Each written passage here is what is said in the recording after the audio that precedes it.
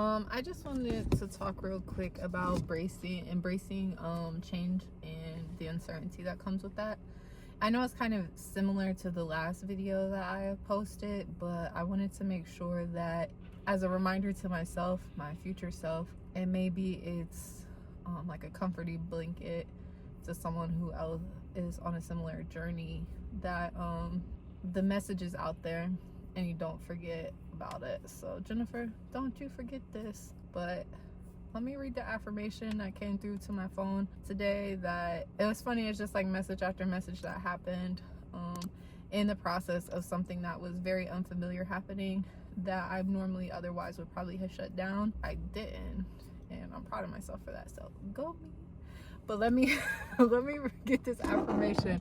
I remain in control of my mind even when my emotions run high. I am in control. I control this vessel. My emotions don't control the vessel. I do. I talk brief about that, is that like part of that is embracing uncertainty and having faith. That's the big part about embracing uncertainty. That's the big part about us just moving from city to city and not knowing anybody, or not knowing what job we're going to do or anything like that, is embracing uncertainty. Know that no matter what is going to happen, have faith that good things are going to happen, and be open to receiving good things. Because if you're not open and you're just thinking negative thoughts, good things won't happen.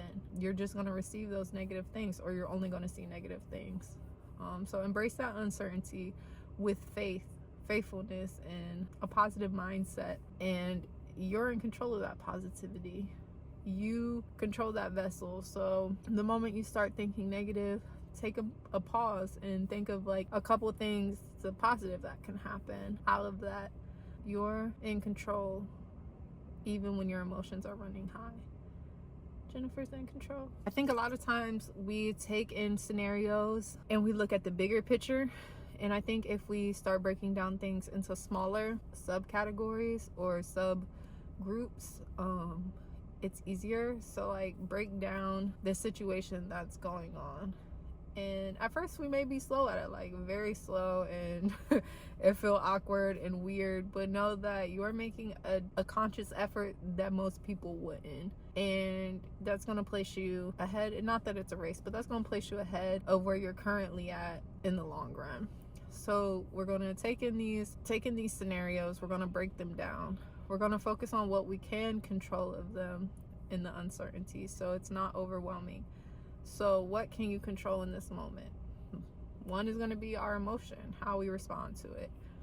We're going to be able to control basically us and our vessel, and everything else is out of our control. A lot of times when we take in new scenarios, we're looking at the bigger picture and we're not breaking things down into smaller like things. So I think if we start breaking things down, Jennifer, if you start breaking things down into smaller things, you can see what it is that you can do. You know what I mean? Like at the time of the place that you're in. So if this current moment, this current version of myself can only handle X, Y, and Z, then do X, Y, and Z.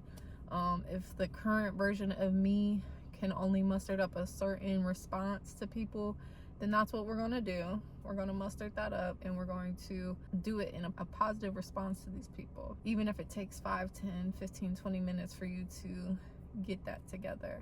I know not all scenarios are going to be like that, and that's okay. Practice in places that you can. Look at the positives of the scenario, break it down into smaller, focus on what you can control. I think the main things that we're going to be like, when I think about it, it's just going to be a repetitive thing, and probably get tired of hearing it, but be resilient. Focus on the positive things, focus on things we can control.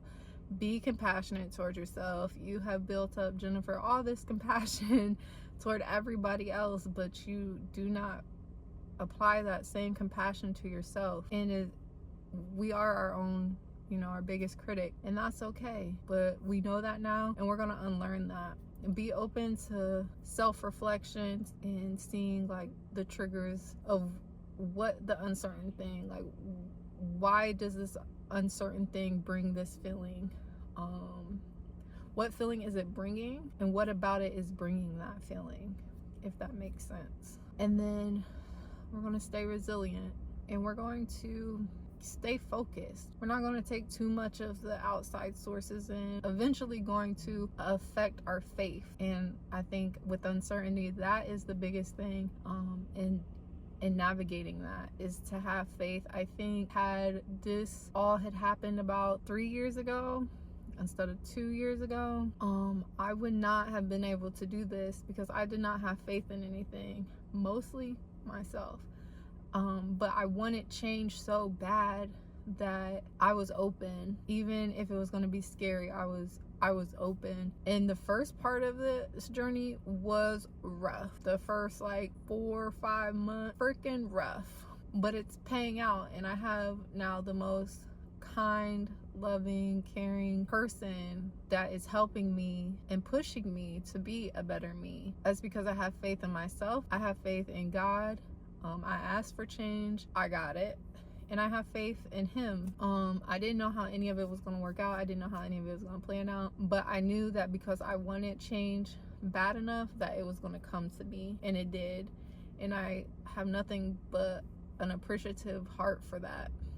And maybe that's the last piece, right? Appreciate every moment of your journey. Whether you're crying because you're overwhelmed, or you're hangry and haven't eaten in hours and maybe all day, but appreciate, you know, in that moment that you were compassionate enough to put two whole beings' lives in front of yours, that you have that compassion, that there's some mothers out there that don't really care about what their kid is feeling and what they're doing, and they're so self-absorbed that they might just leave the baby, you know, but you're compassionate enough to give him love, and you're strong enough that even when you feel physically and mentally drained, that you can still give him the same care that you would when you're at your peak. So I appreciate that. Same with, you know, the husband. I appreciate even the littlest of things, and I take a moment to sit back and reflect when I don't feel so great. I want to wrap it up, but this pregnancy brain is real life. I totally forgot that the lady at the reception desk, like, I thought I was in a whole different like office today.